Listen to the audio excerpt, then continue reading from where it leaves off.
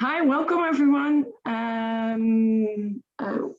We're excited to be here, but also a bit new to Zoom. We are very much used to working with Teams, so if anything is not going well, please let us know.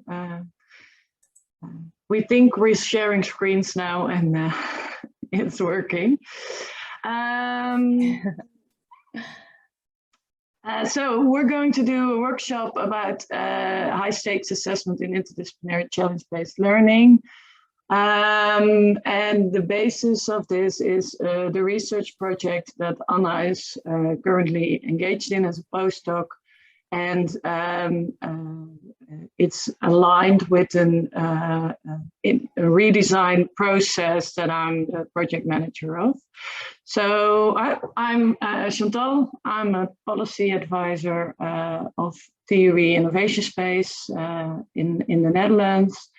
And Anna, will you introduce yourself really quickly? Yeah, sure. So as Chantal, excuse me, already mentioned, my name is Ana Valencia, and I am conducting research on assessment within challenge-based learning. And the context of my research is in inter-program challenge-based learning. So challenge-based learning where there are different programs across the university involved in the assessment of the students. So that's in short. Yes. Thanks. And we are both part of the challenge-based learning expert pool of TUE. And our aim is to, like in this session, to share all experiences and knowledge we have and, well, hope to get inspired. And we hope to inspire you with this session. So the aim of this session is we'll explain what we're doing at our university, but we'll want to go more in depth with you about the assessment in interdisciplinary challenge-based learning. And then especially as the title of the session already said, when multiple stakeholders are in place. And we'll go in depth and provide you with an overview of the redesign process of the interdisciplinary education. So we'll start shortly with an introduction of the ISPEP, and that's Interdisciplinary Innovation Space Bachelor End Project in context of our full bachelor program. And after that, we'll get to work. We have a Miro board prepared.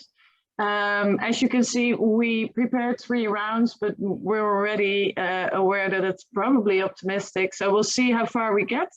And after that, we will end up with a wrap-up and a conclusion. So a short introduction of the ISPEP in the context of our entire bachelor curriculum. So at Eindhoven University of Technology, we want to educate the engineers of the future, as you all probably will.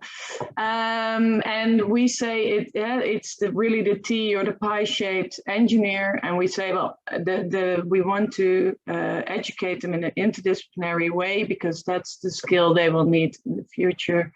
And the entrepreneurial background is really important, and to be able to have the system thinking mindset as well. We do that within TUE. We redesigned our bachelor curriculum a couple of years ago. I think that's 10 years ago already. And with that, we made a curriculum with a big piece of major courses. So that's the disciplinary depth of the department. Then we have a part electives. That's 45 credits. That's really free electives for students where they can choose whether they want to go into more in depth with the discipline or they want to broaden their knowledge and expertise. Then we have the user society and enterprise trajectories of 25 or of 15 credits.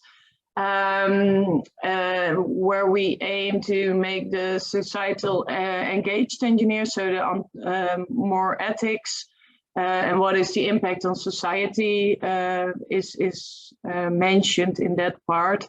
And then we have a part basic courses where we have a basic course for everyone. And one example is basic course engineering design, and that's a course, and calculus for of course, and those courses are done by everyone. And some of them are also in the challenge-based way. So the basic course engineering is a first year's basic course where they already engage in interdisciplinary challenge-based learning. After that, students, for example, go into a use learning line. Maybe some of you joined the workshop of Gunther Bombaerts yesterday. That is also designed in a challenge-based way. And then within the electives or the major courses, they can also join that.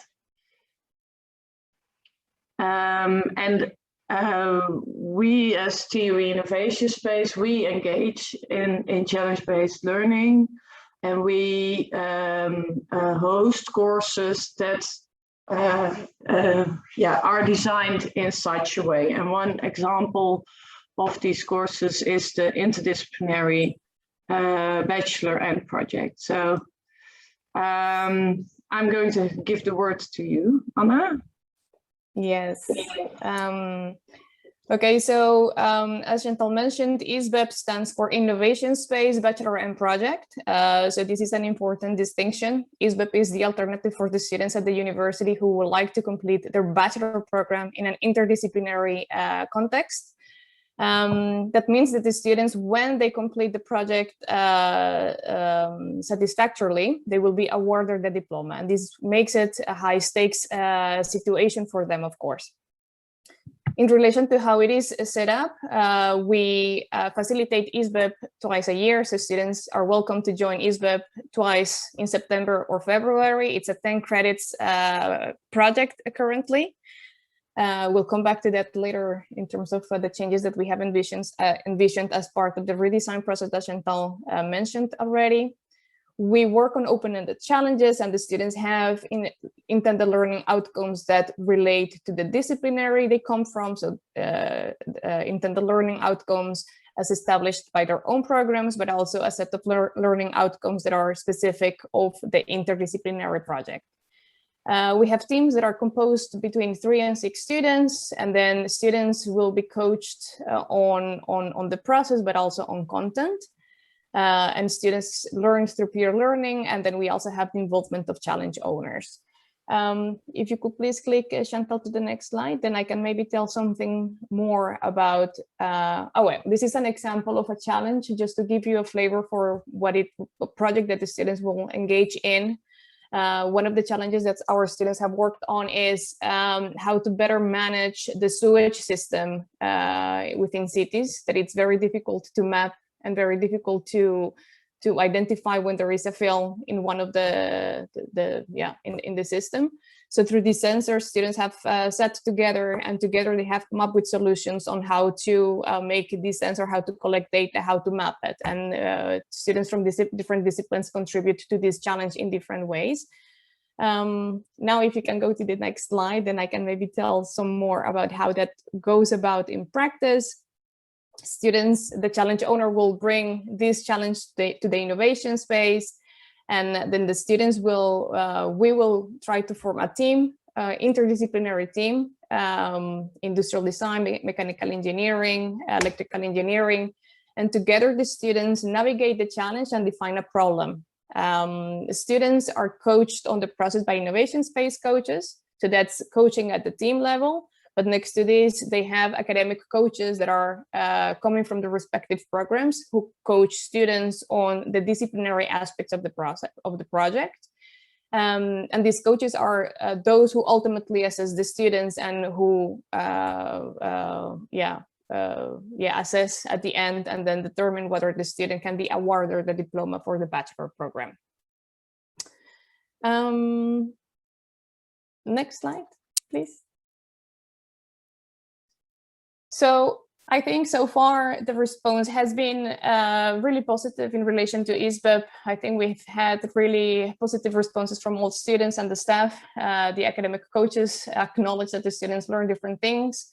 However, as part of the research, we have identified several issues, many of those related to assessment. Many of those, they come from the fact that we have so many stakeholders involved, that the students have to look at have to take the stakes into account of different people, their programs, the innovation space coaches, the challenge owners. So we have gone through this process of redesigning. And it has been really important in this process to look at the constructive alignment within ISBEP. And as part of the effort of redesigning and to arriving at a better assessment process for the students, we have departed from identifying intended learning outcomes for our students. Chantal?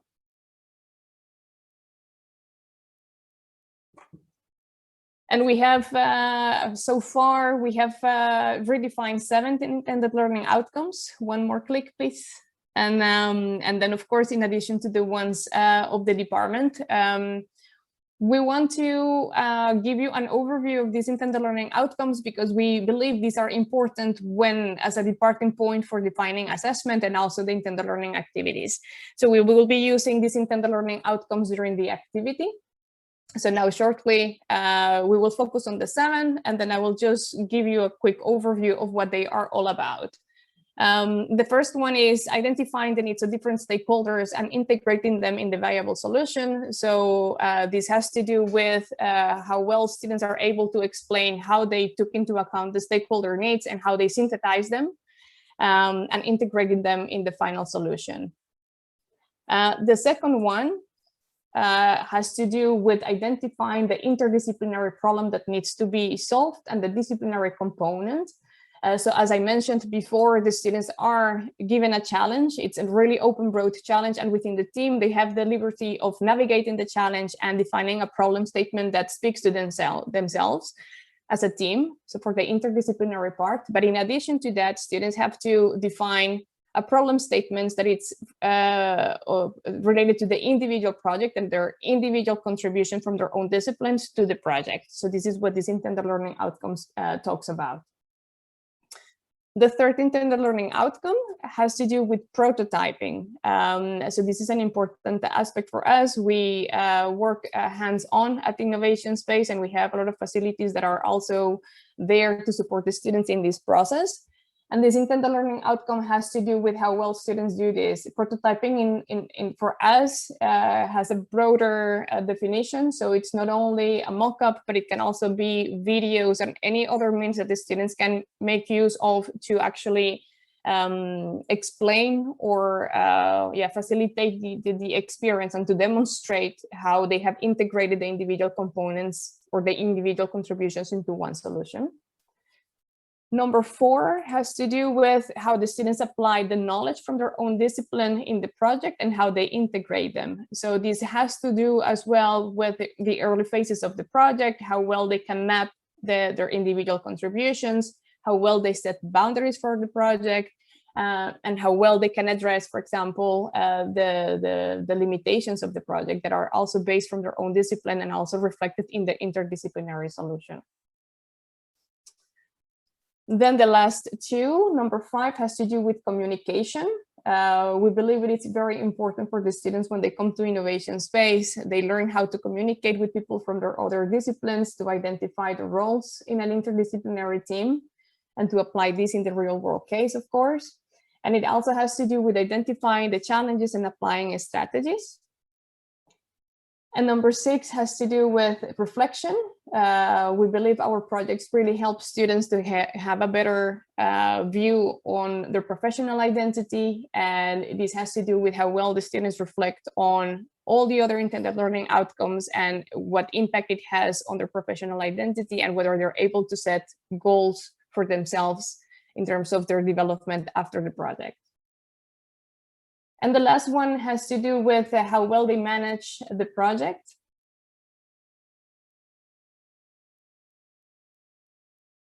Chantal? Yes. Oh, you went one too far. Yes. The last one has to do with how well they manage a situation that has no clear answer. So there is a lot of uncertainty in the project when the students come and join the innovation space project. And this has to do with how they plan, how they organize, how they can organize activities themselves, and these kinds of things. So these are the 7 intended learning outcomes that we use as a basis at the moment for redesigning ISBEP. If there are any questions in relation to these intended learning outcomes, I think this will be a good moment to maybe address them, because then otherwise we can move on to the next phase, the active part of the workshop. And as we will be using these intended learning outcomes as a basis, then it will be good to address any questions that you may have. Yes, or about the context of the ISBEP. Yeah.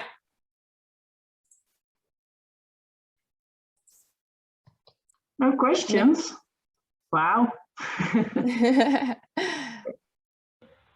Maybe one question I have on the ILOs. Is it time to ask the questions now? Yes, go ahead, please. How do you negotiate between the different programs, and at which time in the program? Because you said that you have the basic courses. Obviously, students take these early in the program, and later, how do you adjust the ILOs? And how do you adjust between the programs to arrive at a good solution?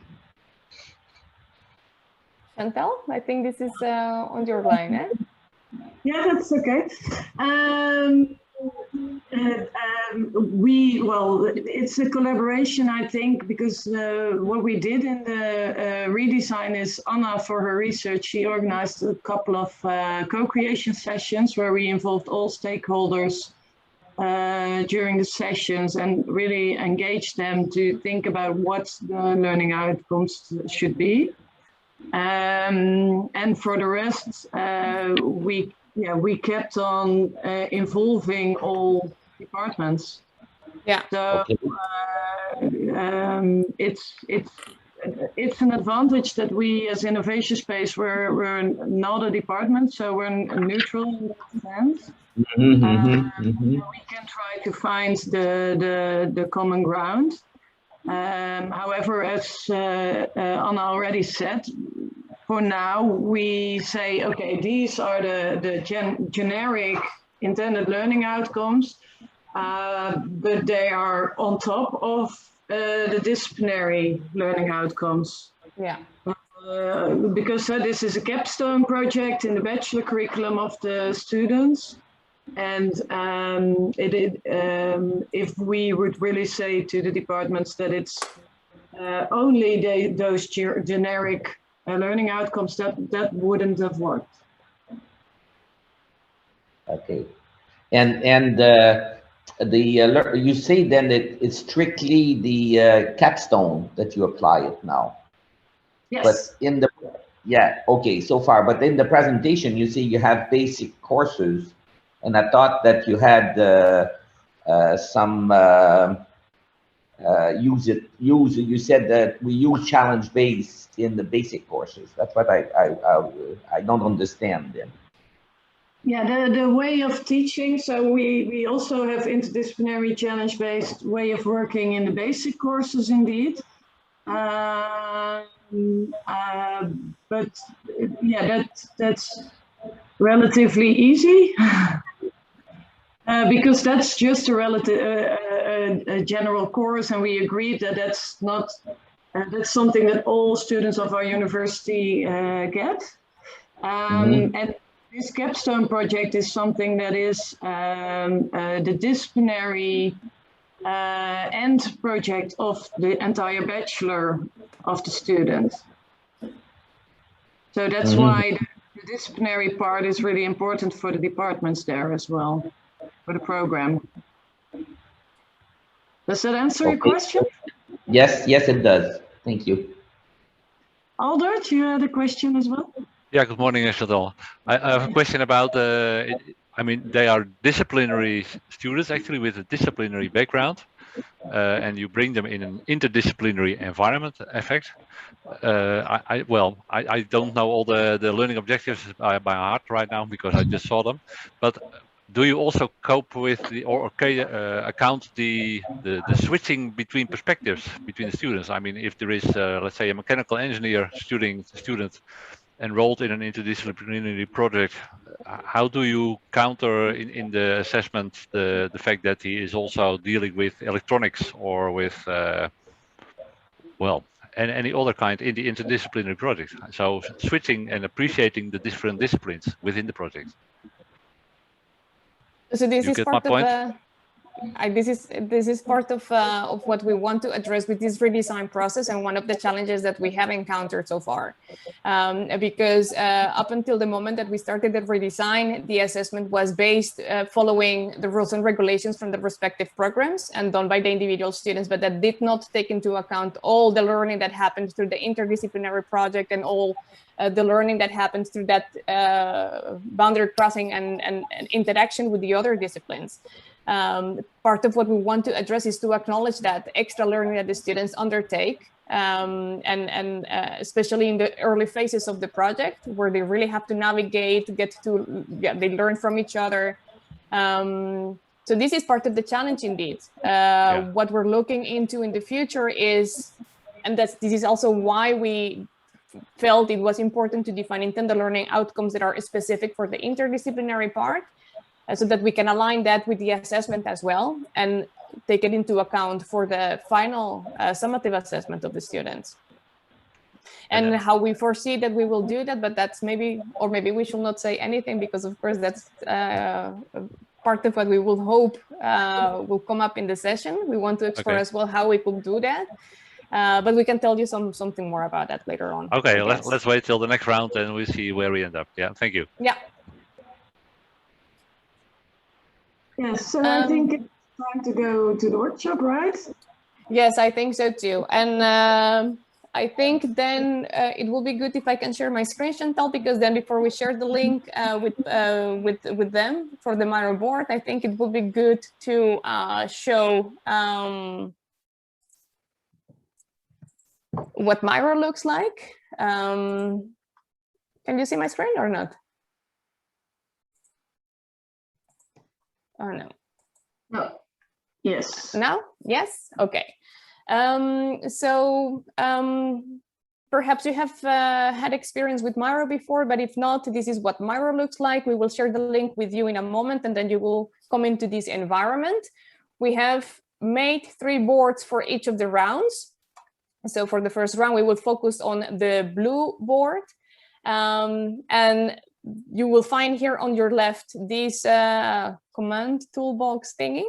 The one that is most important is the sticky note one. For the purpose of this workshop, it doesn't really matter which color you pick, but you just click on this button and then you can put a post-it there, and then you can just type something in it. You can enlarge it or remove it. If you want to navigate the board more easily, then you can also click on this arrow and then you get the hand, or you can scroll with the mouse to enlarge and do it like that. So that's basically on the navigation for the first part of the session. I think maybe I can already explain a little bit, Chantal, what we hope to do in the first session. For the first part of the session, for the first round, I mean, we will just do a plenary discussion. We will give you some time to review the intended learning outcomes, which you will find on the blue board here on the left. And what we would like you to do is to pick your top 3 intended learning outcomes, the ones that you think are most relevant in this context of interdisciplinary challenge-based learning education. And you can do that by clicking on a star and dragging it to the right. That's it for now.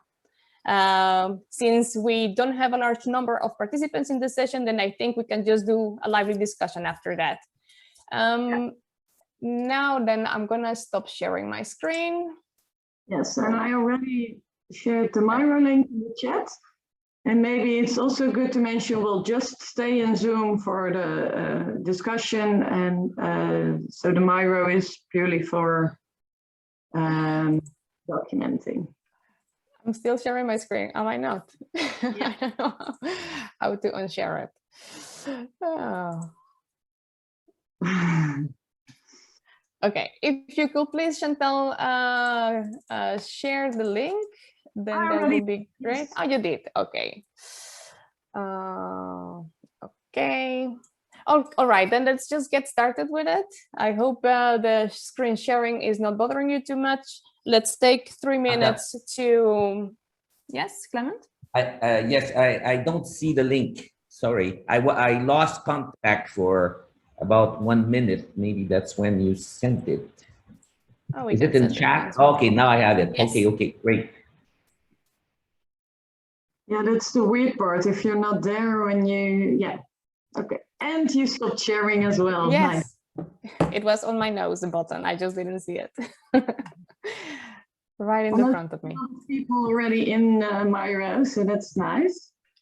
Yeah, so let's just take 3 minutes indeed to review it. Maybe I will just put a small timer here.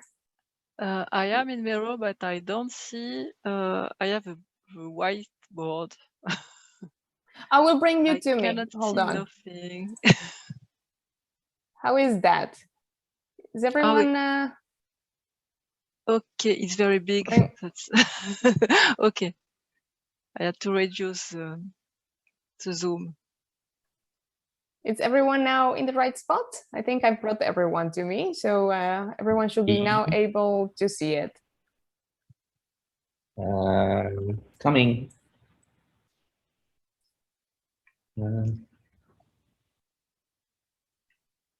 No, it's white. Let me see if it says sign up for free. I will bring everyone to me again. Okay.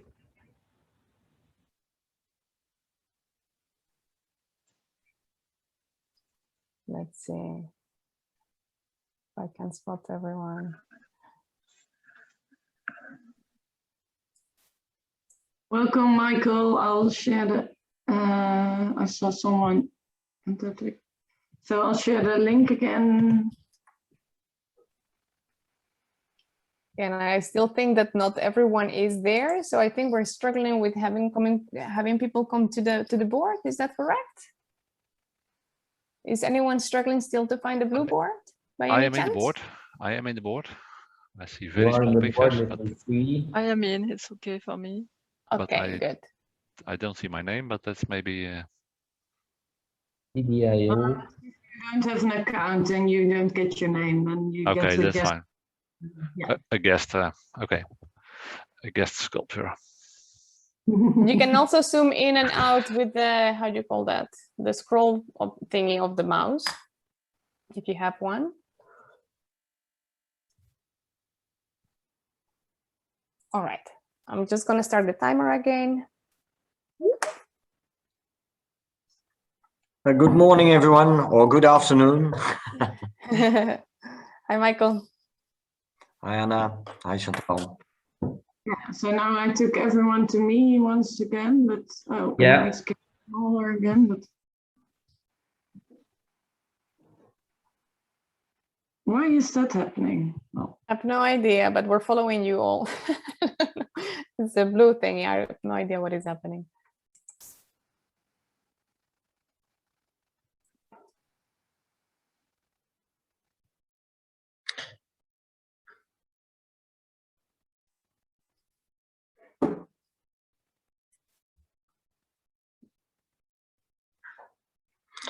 Since I'm hosting the session right after this session, I have to leave a little bit earlier, so please excuse me for that. Yeah, no, that's okay, Michael. I am wondering if everyone understands the assignment. I see that there are some indeed some stars being put on the right, and that's great. But I am wondering if everyone is managing to do so. Well, I'm trying, but not working well so far. But let me see. Okay, I got it. Let's see if I do this, what it does. Yeah, it's working. Yeah. Okay. And then just pick your top 3. So when you see one intended learning outcome that speaks to you, or that you think is really important for this context, then just drag a star and then put it on the right. Yeah. So only 3.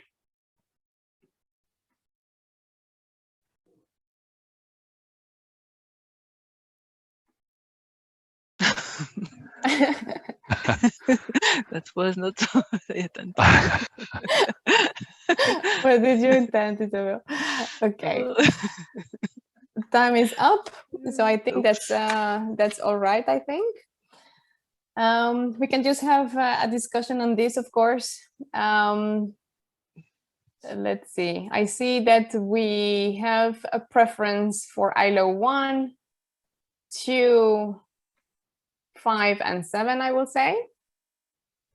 Will anybody like to say something about why they chose the ILO that they chose, or why do you think, let's go with ILO 1, that it's the one that seems to have the most stars? Why is it important? Why do you think this is a key for this environment?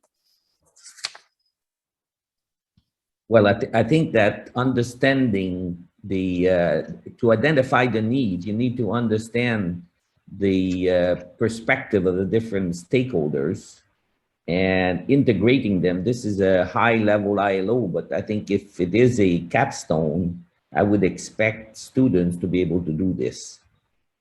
So.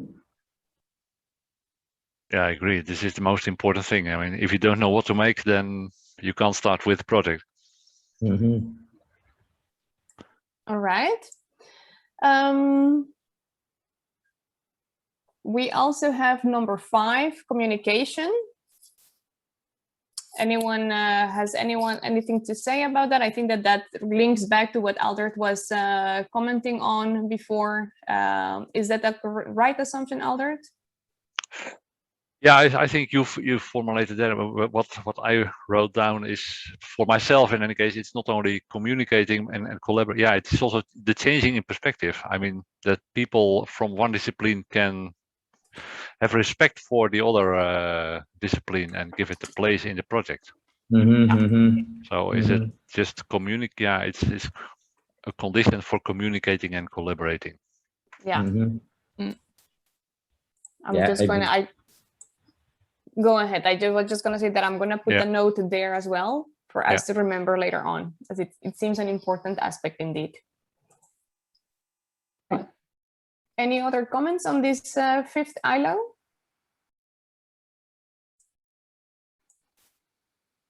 And we need a 3rd one, right? We need a 3rd one. Yeah, so number 2 also seems to be, I'm not really sure if this was Isabella that put the new star there. So I think this also seems to have 3 stars. Yeah. It's me that put it at the wrong place, I think. No, but that's all right. So identify the interdisciplinary problem that needs to be solved and the disciplinary components. How do you see that? And I will say also, how do you see that in relation to ILO 1? Do you think that these are 2 separate types of ILOs? Of course, we do believe so, but I'm curious to hear what you feel about that. The ILO 2 is for the identification of the problem. It's the problem to be solved that need to be identified. It's not the same as the needs of stakeholders. For me, there is a difference, but difficult to explain why.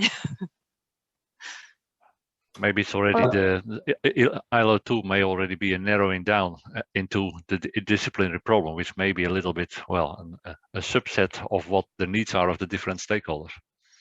Is that what you mean? What is that? You see,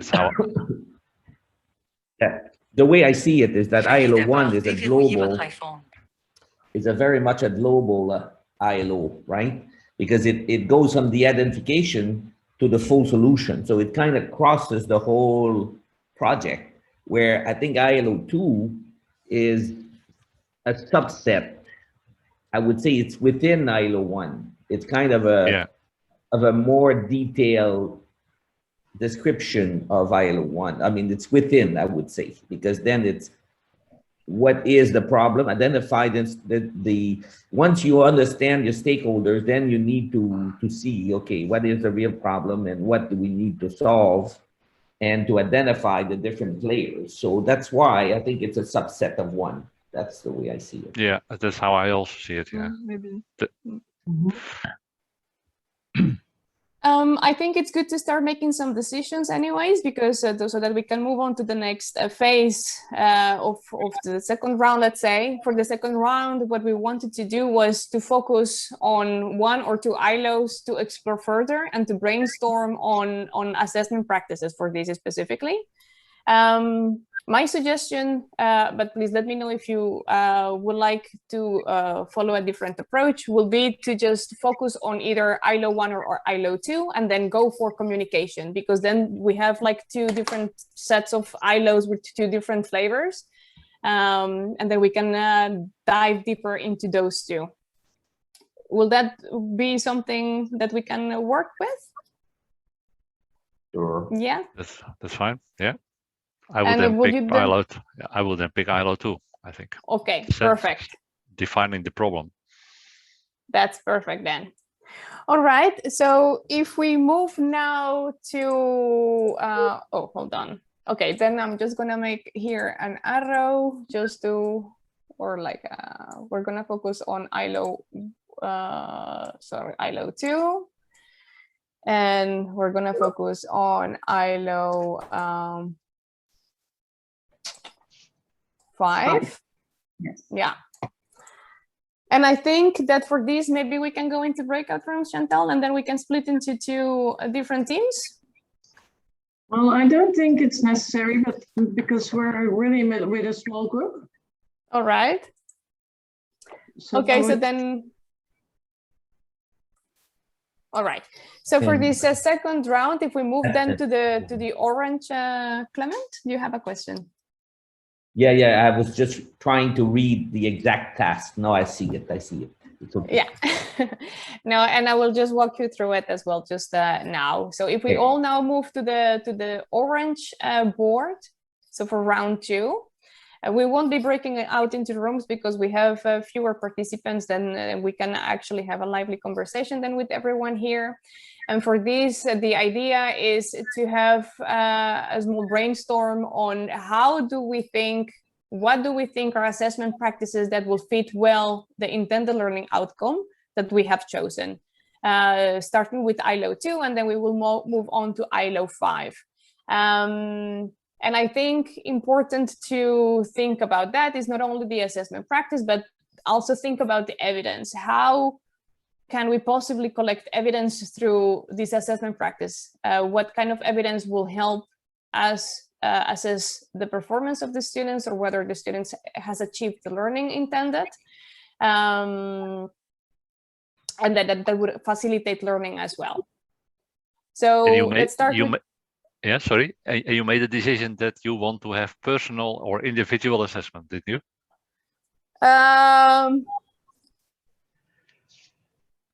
No. You didn't? No. Okay.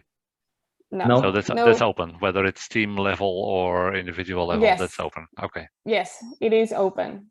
Yes, so I think for us, also what is really important is that we go for assessment as learning. So we don't make a distinction between formative and summative assessment at this point.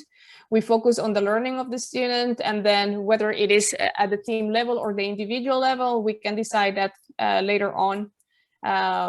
It's what makes sense in relation to the ILO, really. Yeah. Mm-hmm. On the right, we have listed a few examples of assessment practices, just as inspiration, but feel free to just write any ideas for assessment. I think we can have like maybe 2 minutes to brainstorm on this ILO, and then we can have a little discussion, Chantal. All right, I will just put the timer for 2 minutes, and then just put down as many ideas as you can think of. Oh.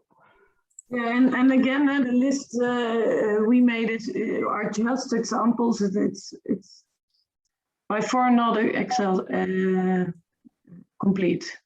No.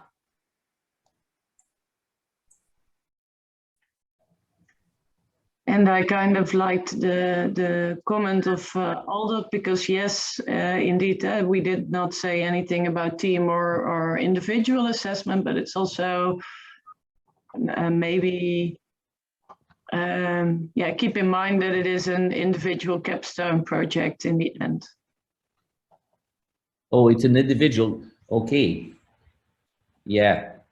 For okay. No, it's not an individual, so it's a group project. Students do the challenge in a group. Yeah. But the students need an individual grade at the end, yes.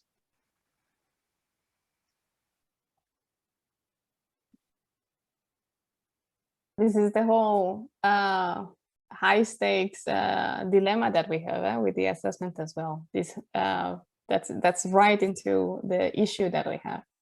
Yeah. If we can help with making a text, then please let us know.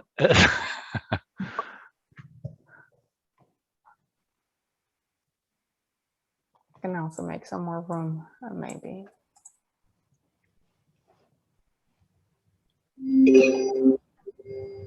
Do we need one more minute, maybe?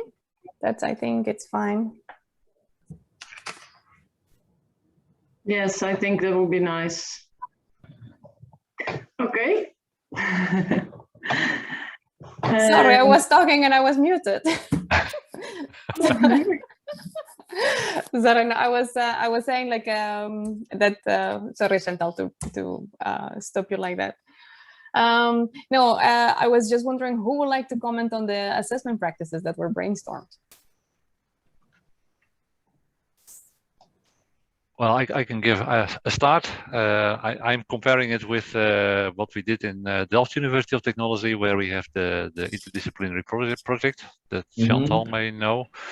And there, particularly through actually all the phases, but mainly also in the startup phase, we have a review session with all the stakeholders to define the problems altogether, where students have a presentation, where the matter is discussed, where, well, by the end of the day, for each team, there is a very well-defined, problem definition that will have to be solved.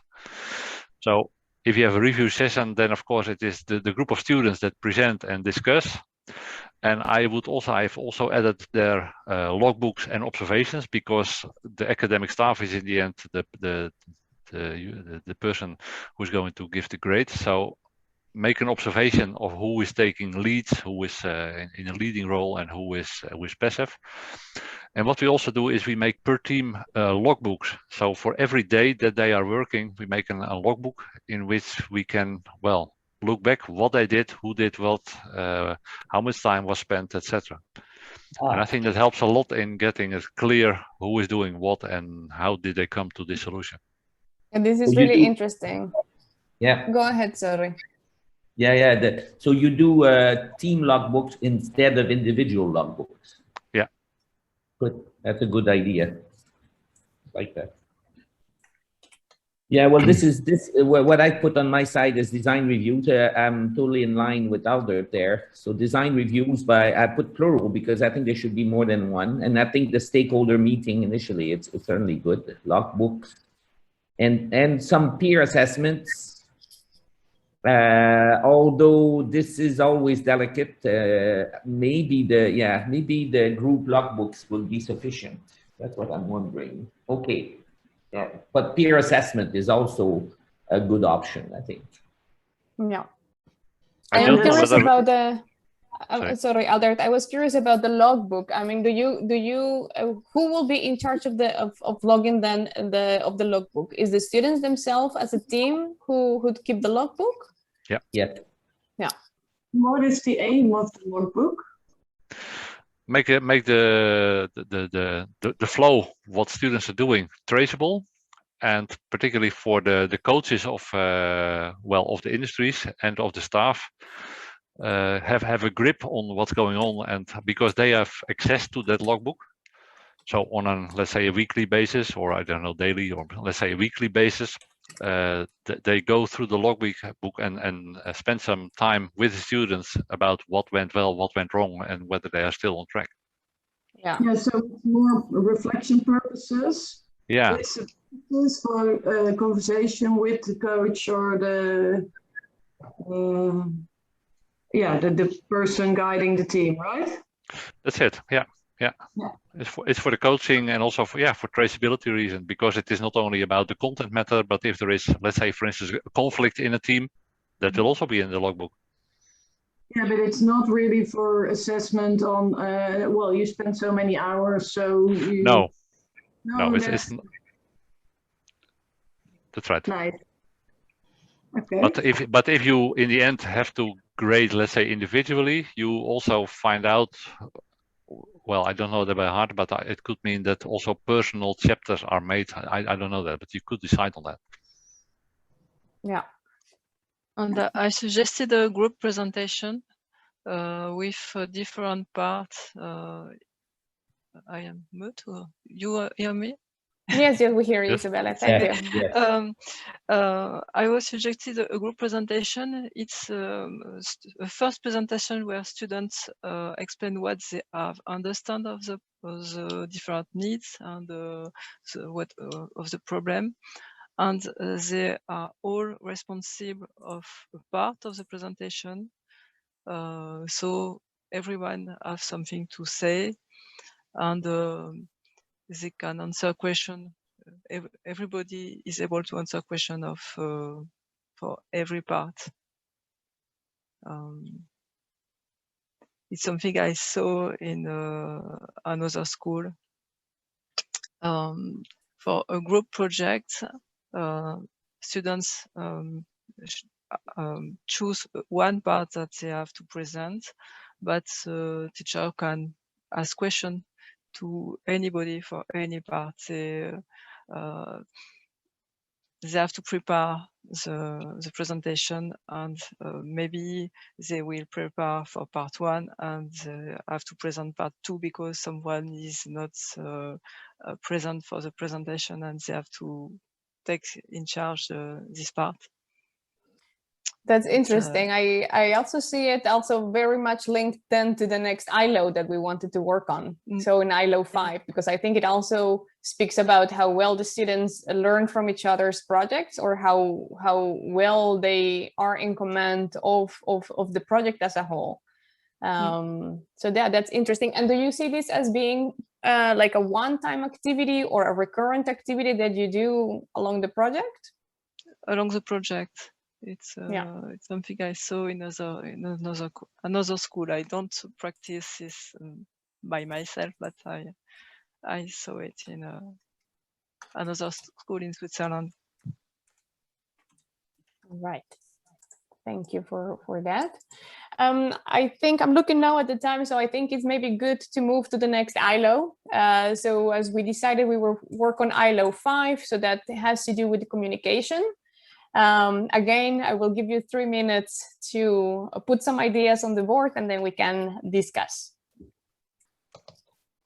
Hi, Gerard. We're currently in a Miro session, so I'll share the link to Miro in the chat again. Hello, hello. Hi, Gerard. Hi.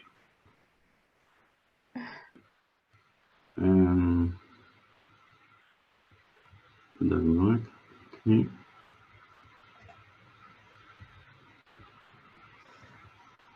We're currently working on, I don't know whether you accessed the Miro board already, but we're currently working on round 2 and then the 5th ILO to think of ways to assess the 5th ILO.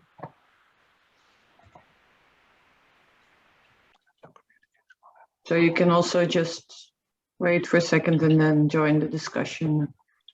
Maybe that's up to you. Time is up again. And Anna, you're muted again, so I don't know whether that's on purpose, but who would like to comment on the assessment practices that were added? I see a lot of reflections in, for sure. Yeah, I think about it. If you really want to see how people communicate with each other, then it is just a matter of, well, just a matter. It's a matter of observing how the team works, yeah, and who is doing what and how they collaborate together. And I think the only way to assess that is by observation. It is quite qualitative and intuitive, I think, but in the end you see automatically quite soon who is well in a lead, who is able to communicate well with different disciplines, etc., and goes beyond his own discipline, because that's a thing that that is important in interdisciplinary learning. Yeah. And then just to link it back to the discussion that we had before, is this something that you will keep track on at the individual level, or? Yeah, this is typically, I would say, if you have your coach by the staff and by industries, particularly the industrial staff, I would say they are very well able to check how the team works together. The point is that if you, at least that's my experience, if you have the academic staff, they always focus how do they apply my disciplinary knowledge. But well, I came from aerospace engineering, and I have had aerospace students working in, let's say, central heating systems or city heating, which is completely beyond their own scope. But still, they were in the lead in that case, because they were very well keen in communicating and bringing all those disciplines from chemistry and thermodynamics and mechanical engineering all together. And that's what you want to see here. Mm-hmm. So you will say that also, in this case, the input from the challenge owner, how we call it, so that our industry partner will be a key for this part of the assessment. Yeah. That is at least my experience. Yeah. They have the overall view, and the staff is very often, well, they are hindered by the discipline. Let me say it like that. Clemens, is that also your experience? Yeah, but my question, okay, yeah. What I find is when we did it at design reviews, and they're able to ask questions so fast that they know.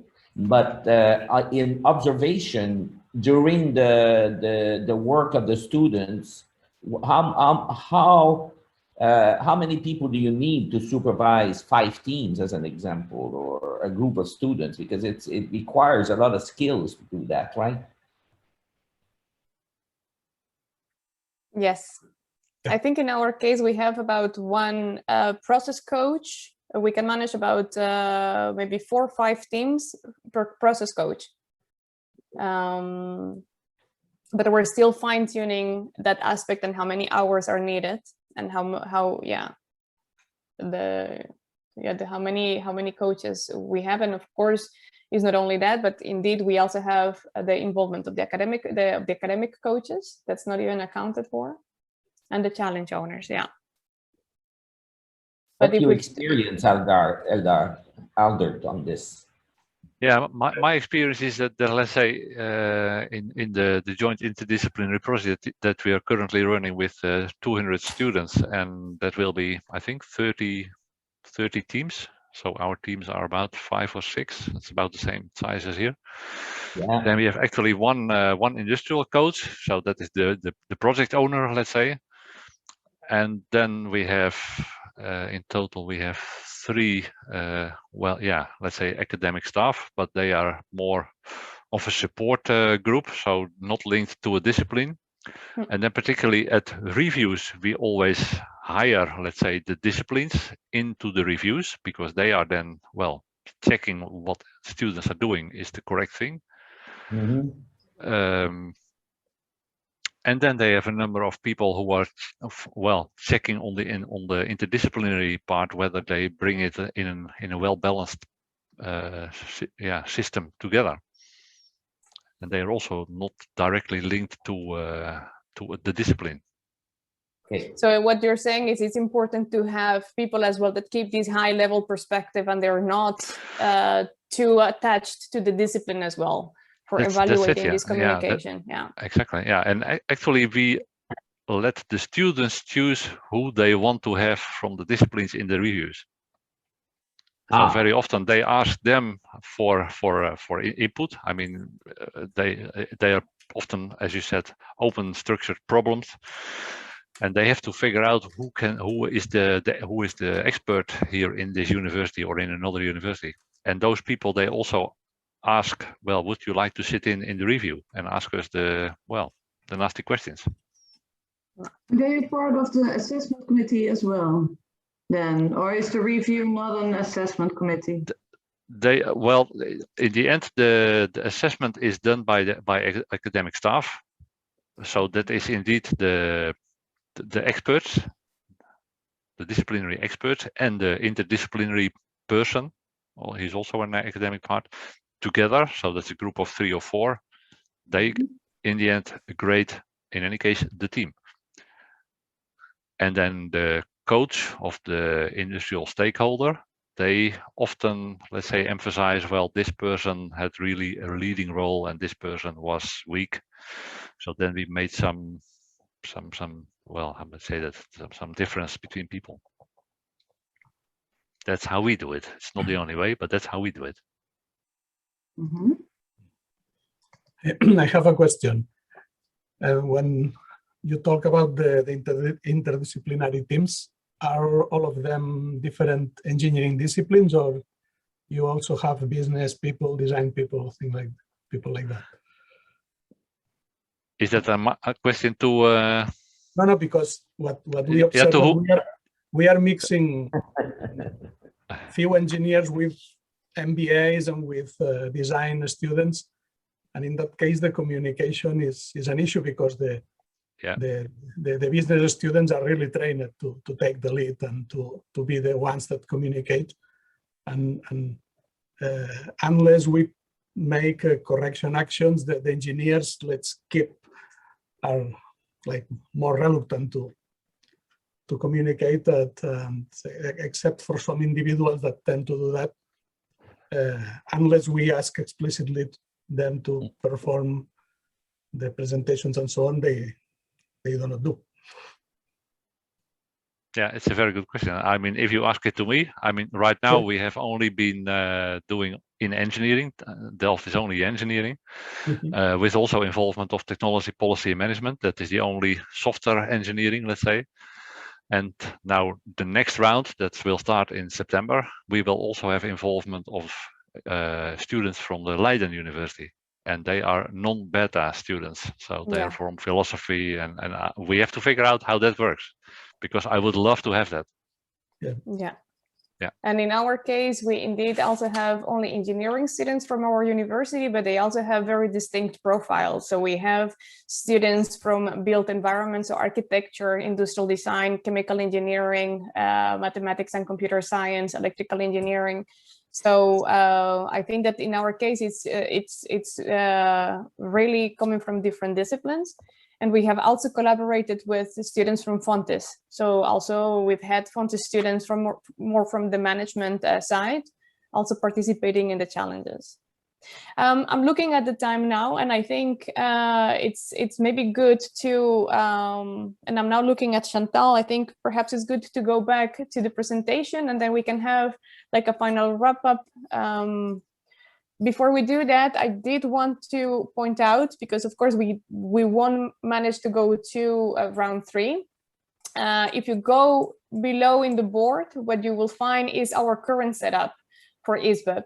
So you're welcome to look into that as well, have a look and see how we have aligned the intended learning outcomes and what kind of activities we have. Maybe I will bring everyone to me so that you can see what I'm talking about. Yes. So is this board over here? And that's basically our alignment, what we're working on, and what it's a living document that we're continuously adapting and changing and trying to fine tune in terms of assessment, but also in terms of learning activities. Chantal, I think it's safe now to maybe go back to the Zoom call, and then I think if we just focus back on Zoom, and then did you want to share the presentation again? Yeah. You're muted. Yes, and I'm still struggling with Zoom a bit because I can't find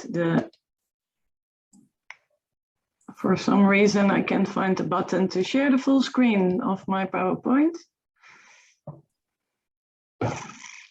It's strictly in the PowerPoint at the bottom.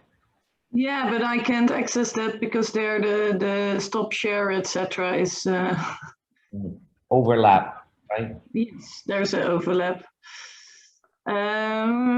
Wait.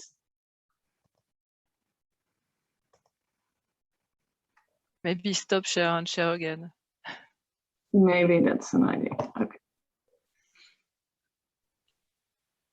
And then do this. Maybe that helps. Try again. Sorry for this. Yes, there it is. Yay, I did it. Yes, as Anna already explained, we are still working on a lot. It's work in process. Starting from September on, we'll have an implementation of the new rubric of the ISPEP. So based on the intended learning outcomes that we just discussed, a rubric was created in co-creation sessions with all stakeholders, and that will be implemented from September on with the students and will be evaluated.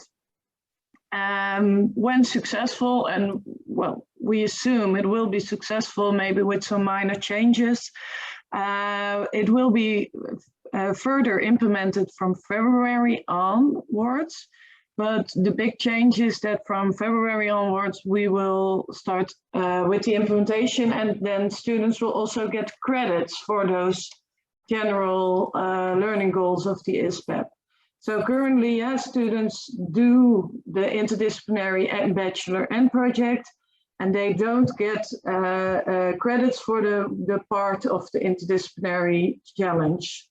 So in September, we'll try, okay, does this work of assessment work? And then in February, they'll get 5 credits for that part when they are successful, of course. And the overall aim of this redesign process is that it won't be 10+5. That's the situation we'll end up in February, but that in September we'll go towards one bachelor end project that is being conducted in groups of 15 credits, so that we will also find a way to align the disciplinary and the interdisciplinary learning outcomes of the interdisciplinary project. So we have we've made some big steps, I think, but we also have some steps to go. And well, we've shown a small piece of everything we did and do within Innovation Space. And yeah, you're always welcome to contact us for more information. So Anna has also some conference papers that might be interesting for you. We could share, I think, the concept rubrics, right, Anna? So we can, yeah, we're always willing to help, and you're always welcome to contact us. So I think that's the main part of us, right, Anna? Did I forget anything? Do you have anything to add? Again, unmuted. Sorry. No, just to thank everyone for their participation, and I don't know, are there any final thoughts, comments, remarks, or if you have any observations or suggestions as well for us? I think the Mara board will stay active. So feel free to add some extra ideas there, browse through it. Yeah, leave us any comments that pop to mind. Maybe one question and one comment on the length of time it requires to build these interdisciplinary team and projects. Do you think one semester is enough, or you're going 15, so you're going to 2-semester projects, right? Is that the idea? It's always a project, yeah. Or 1 semester, no, 1 semester should be enough. Yeah, okay. Aldert, your experience, is it 1 semester also? Half a semester. Half a semester full-time. Half a semester full-time. Okay, and that's the model that's worked best, right? It's worked well. I think that works well because the students are really can focus really on the matter, and they really, well, that is their thing for 10 weeks. It's 10 weeks full-time. Because I mean, very often these projects are really demanding, and I mean they need sometimes need to travel and etc. And it is very nasty if you, besides those projects, you also have, let's say, courses running. So we have chosen to really make one period, educational period, free for this project. And that is an operation because we have all those disciplines on board. So every discipline has to make his program compatible with this project. Yeah. Wow. And each faculty. Is your project at the bachelor level or the master's level? Ours is on the master. Yeah, that is different, but it's maybe, yeah, I don't know whether it's more difficult. Yeah, no, but I think it's also because it's with a hands-on project, so there may be a difference as well, whether there's real prototyping involved, because sometimes as well with things that need to be ordered, for example, or testing of your prototype, so there's some time needed as well. I mean, they have been doing it. I mean, last time we had a prototype of a stone factory made out of waste plastic, and they made it happen in just 10 weeks. Incredible, with the help of the coaches in the business. Yeah. The coach in business. So the coaches in the business so they're there full time with them. Yeah, the coach from the business. No. Right. Every now and then these students are co-located in the industries, but every now and then in Delft. So it's it's a mix. Okay, thank you. If you want to hear more about the joint interdisciplinary project, Chantal or Anna, then well, please contact me. Yeah, I'm still in it. Yeah, I thought you were doing fun things, but this is fun things. Yeah, you're right, Albert. This is really fun thing. All right. Maybe it's good to thank everyone. Thanks for the contribution. I've added the slides of the workshop in the chat for those who are interested. There are some extra slides in it as well. So where can we find the slides, by the way? Where can we find the slides, Chantal? In the chat. Yeah. I see in the chat. Good. Thank you. So thanks for joining in the interesting conversations, and good luck and have fun with the last session, I think, already of the conference. Yeah, and if you would like to hear more about challenge-based learning at TUE, I think after this there is an interesting round table led by Michael Bot, who is also joining us in the session. So you're all more than welcome to join this session as well. Okay. Thank you, Anna. Well, thank you very much. Thank you. Okay. Good luck. Yeah. Thank you. See you. Bye-bye. Bye. Bye-bye. See you. Bye. Bye.